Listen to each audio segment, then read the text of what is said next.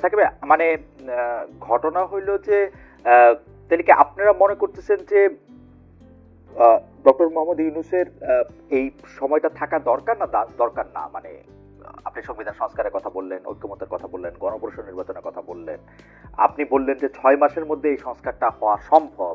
এই 6 মাসের মধ্যে কি এই সংস্কারটা হবে পার্লামেন্টের মধ্যে, মানে নতুন নির্বাচিত সরকার এসে করবে, নাকি ডক্টর ইউনূসই করবে? এটা যতদিন লাগলো, এবং এই সংস্কার এবং ঐক্যমত্য আমি যা দেখি আর কি, এইটা অনেক দিনের মধ্যে আসলে সম্ভব না।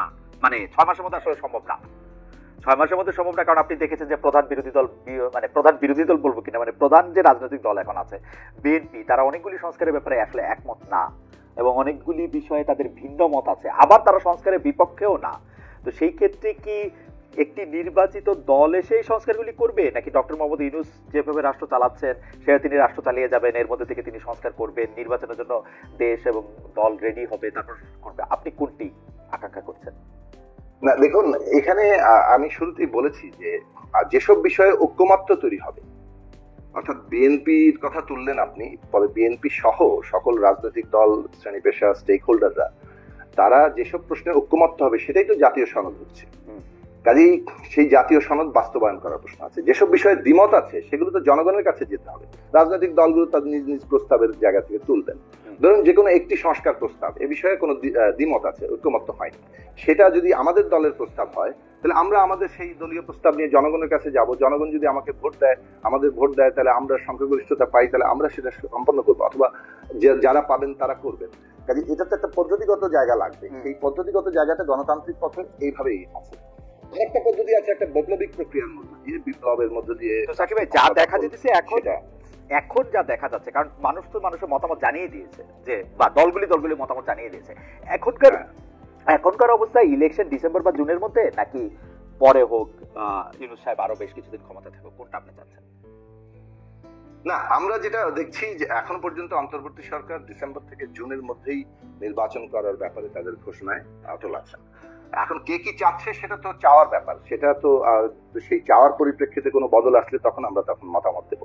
কিন্তু প্রশ্নটা হচ্ছে যে সংস্কার প্রক্রিয়া কি এর মধ্যে করা সম্ভব? আমরা মনে করি যে সম্ভব। এইভাবে যে আগেই বলছি যে 3 মাস সময় নিয়েছেন ঐক্যমত্য কমিশন, ইতিমধ্যে তারা আলোচনা করছেন বিভিন্ন রাজনৈতিক দলের সাথে, আরো হয়তো বসবেন, এমনকি রাজনৈতিক দলগুলো বাইল্যাটারাল ট্রাইল্যাটারাল আলোচনা করবে, এবং সেসব আলোচনা আনঅফিশিয়ালি হচ্ছে, অফিসিয়ালি হতে হবে। সেই আলোচনাগুলোর মধ্য থেকে আমরা হয়তো একটা ওই যে কমন মিনিমাম যে ঐক্যমত্য হচ্ছে সেটা হবে জাতীয় সনদ, যেখানে দ্বিমত থেকে যাচ্ছে সেগুলো জনগণের কাছে যাবে।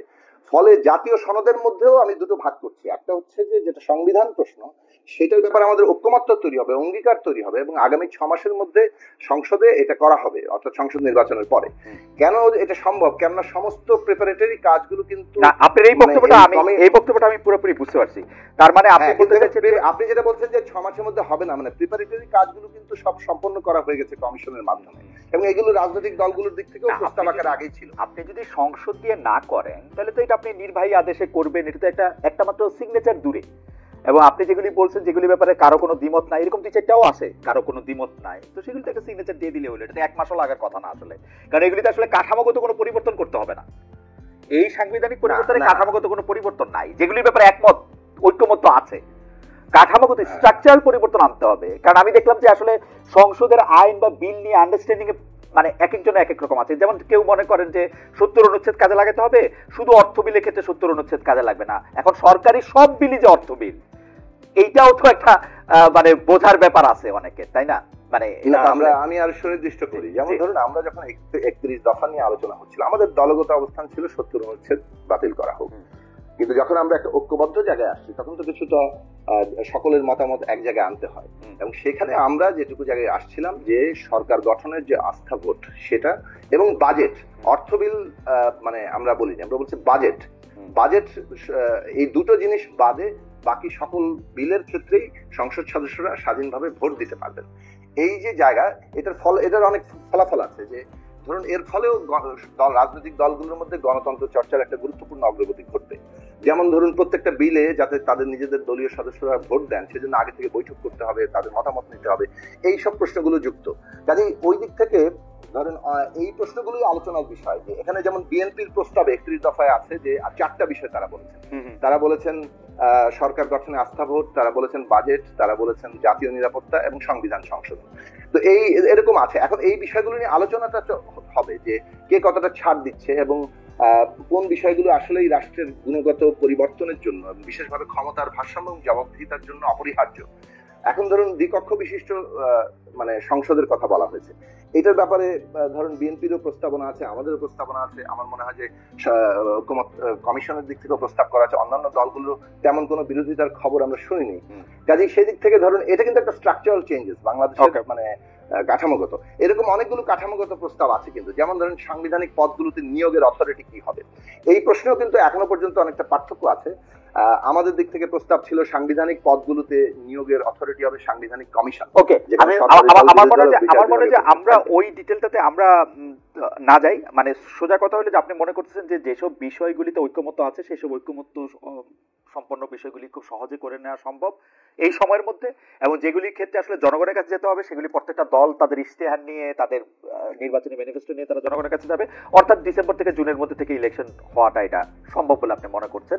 এবং আমি সম্ভব বলে মনে করি। আপনি সম্ভব বলে? আমরা মনে করি সম্ভব। কিন্তু আমি আকাঙ্ক্ষার জায়গাটা থেকে জানতে চাইছিলাম, কারণ হচ্ছে যে এখন সোশ্যাল ক্যাম্পেইনে আমাদের এখানে আমরা যখন কথা বলতেছি তখনও আসলে প্রচুর লোক মনে করতেছেন যে আমরা পলিটিক্যাল পার্টির থেকে ইউনূস সরকার, মানে ডক্টর মোহাম্মদ ইউনূস পরিচালিত বা এই সরকারটাকেই তারা দেখতে চান। সেই ক্ষেত্রে আপনি কি মনে করেন বা আপনার কাঙ্ক্ষাটা আমরা একটু জানতে চাচ্ছিলাম যে আপনিও কি মনে করেন যে তার সময়টা একটু? না, আমার আকাঙ্ক্ষার চাইতে আমি পদ্ধতিগত দিকটা বলি। দেখুন, এই সরকারটি গঠিত হয়েছে, যদিও এটা সুপ্রিম কোর্টের কাছ থেকে একটা আইনগত মানে যাকে বলে যে বৈধতা নেওয়া হয়েছে, কিন্তু সরকারের সবচেয়ে বড় শক্তি হচ্ছে একটা বড় গণ অভ্যুত্থানের মধ্যে দিয়ে যে অভ্যুত্থানের অংশগ্রহণকারী মোটা দাগের সকল পক্ষ এই সরকারকে সমর্থন দিয়েছে।